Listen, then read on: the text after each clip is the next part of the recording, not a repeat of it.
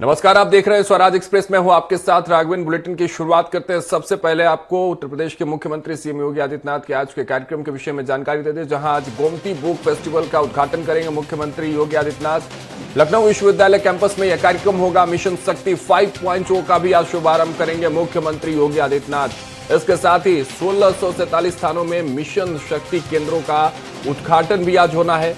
लाभार्थियों से संवाद भी करेंगे सीएम योगी आदित्यनाथ। तो ये बड़े कार्यक्रम, जहां आज उत्तर प्रदेश के मुख्यमंत्री योगी आदित्यनाथ पहुंचेंगे, मिशन शक्ति 5.0 का आज शुभारंभ करेंगे। इसके साथ ही इसके लाभार्थियों से संवाद भी करते आज नजर आएंगे सीएम योगी आदित्यनाथ। तो सीएम योगी आदित्यनाथ के आज के ये कार्यक्रम होने वाले हैं। वहीं लखनऊ में मुख्यमंत्री योगी आदित्यनाथ ने त्योहारों के मद्देनजर कानून व्यवस्था की समीक्षा की है। उन्होंने वीडियो कॉन्फ्रेंसिंग के जरिए जिलों के अधिकारियों को निर्देश दिए और आगामी शारदीय नवरात्रि, दीपावली, धनतेरस, दीपोत्सव, देव दीपावली और छठ पूजा को लेकर विशेष सतर्कता बरतने को कहा है। सीएम ने कहा कि मिशन शक्ति 5.0 के सफल संचालन की पूरी तैयारी करें। उन्होंने कहा कि 21 सितंबर को महिला पुलिस कर्मियों की बाइक रैली निकाली जाएगी। उन्होंने निर्देश दिए हैं कि उपद्रवियों, अराजक तत्वों और शोहदों को सख्त जवाब मिले। सीएम ने कहा कि त्योहारों का समय संवेदनशील होता है, अधिकारी पूरी तरह अलर्ट रहे, लोगों के मन में पुलिस के प्रति विश्वास बना रहे, इसका भी विशेष ध्यान रखा जाए।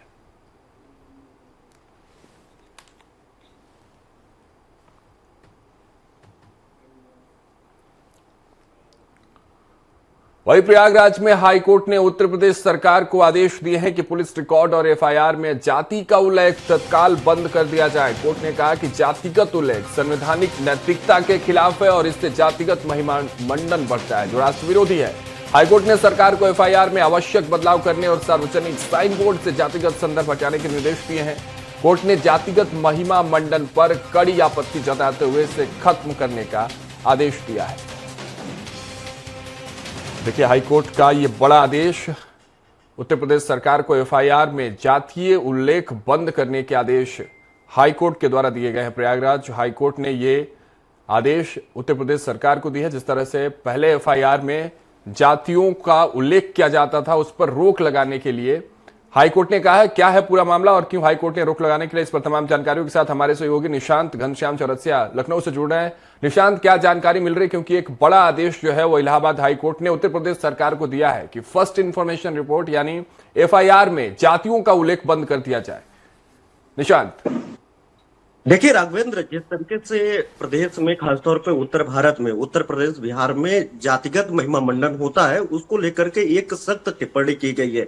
तो सबसे पहले जो महिमा मंडन होता है सोशल मीडिया पे होता है, मीडिया पे होता है, समाज में होता है। तो इस मामले को लेकर के एक क्षेत्रीय था, वो जसवंत नगर थाने पे मुकदमा दर्ज हुआ था। उसके खिलाफ वो शराब तस्करी करता था, हरियाणा का शराब उत्तर प्रदेश के जरिए बिहार में ले जाकर के बेचता था। उस मामले को लेकर के वो अपनी एफआईआर रद्द कराने के लिए लेकर के हाईकोर्ट गया था। हालांकि उसका याचिका खारिज कर दी गई, लेकिन जब ये पूरा विवरण प्रकरण जब कोर्ट ने पढ़ा, जस्टिस विनोद दिवाकर जी ने जब इसको पढ़ा, तो उसके बाद उन्होंने कहा कि इसमें तो पूरे प्रकरण में जो एफआईआर दर्ज की गई है उसमें जातिगत पूरा ये वाकया लिखा गया है। तो वो इसको लेकर के बड़ा चिंतित हुए। उन्होंने कहा कि आखिरकार इसके पीछे का क्या कानूनी प्रक्रिया है, क्या न्याय हित है कि इसकी जरूरत पड़ती है। तो शायद जो उत्तर प्रदेश के जो नुमाइंदे थे, उन्होंने कहा कि इसका पहचान के लिए इसकी जरूरत पड़ती है।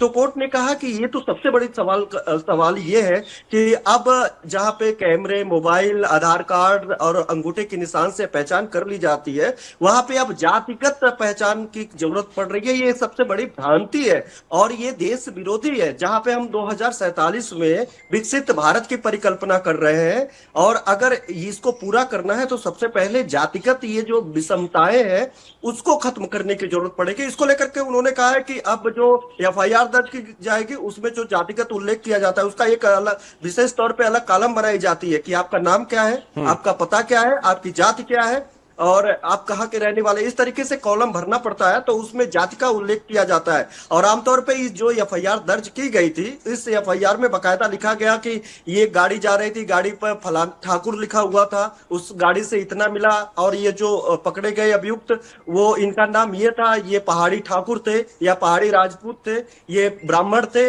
इनके गाड़ी पर इस तरीके से लिखा गया था। तो ये जो जातिगत टिप्पणियां उस पर लिखी गई थी और अक्षरशः एफआईआर में और उसके जांच में जिस तरीके से की गई थी, उसको लेकर के कोर्ट ने सख्त टिप्पणी की है और उन्होंने आदेशित किया है बिल्कुल। और कि इस तरीके की चीजों को अब मेंशन आगामी आने वाले दिनों में ना किया जाए। अब पहचान निशान हटाया देखने जाए। वाली अगर बात होगी थाने कि पे लिखा हाई है कोर्ट तो के आदेश के बाद कितना बदलाव देखने को मिलता है। हालांकि उत्तर प्रदेश इससे कभी भी अछूता नहीं रहा, जिस तरह से आप भी बता रहे हैं, लेकिन अब देखने वाली बात होगी कि इसके बाद, इस ऑर्डर के बाद बदलाव कितना होता है। बहुत बहुत शुक्रिया निशांत हमारे साथ जुड़ने के लिए, इस खबर पर तमाम जानकारियों के साथ।